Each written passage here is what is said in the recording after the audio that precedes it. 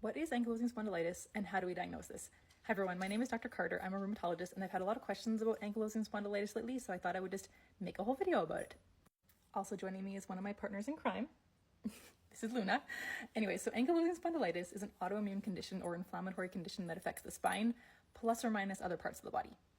And now it typically starts in what are called the SI joints, which are the joints that connect the low part of your back to your pelvis, basically sit in the top of your buttock area.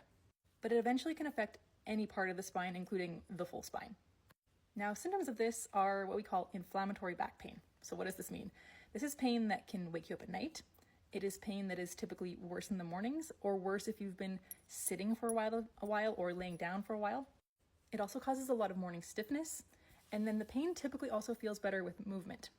This is in contrast to non-inflammatory back pain, which typically feels worse with movement, often feels better in the morning and worse as the day goes on, so there's just some differentiating features. Some other red flags for this condition are if you're young and have back pain.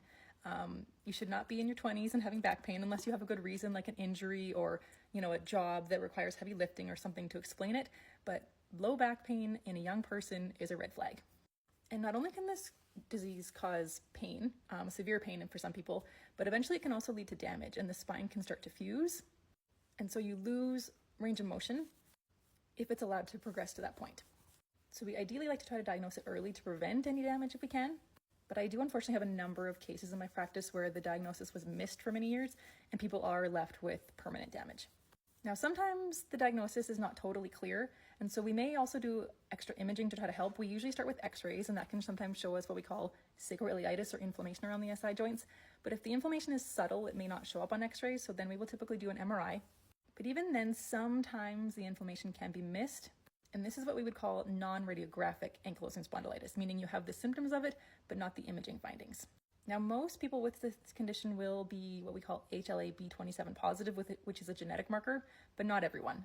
Depending on the study you read, it's about 10 to 40% that are negative. I would say in my own practice, it's probably about a quarter of the patients that I look after. So we will often test for this, but it's also important to note that many people have this genetic marker and do not have ankylosing spondylitis, so it's not a diagnostic test. Now, besides the spine, ankylosing spondylitis can potentially affect other parts of the body. For example, it can affect other joints like your hands, your wrists, your knees, feet, ankles. And in this case, we would call it ankylosing spondylitis with both axial, meaning spine, and peripheral, meaning joint involvement. If someone just has the spine involvement, then we call it just having axial involvement. And then it can also potentially affect the tendons, and we call this enthesitis, which means inflammation of the tendons.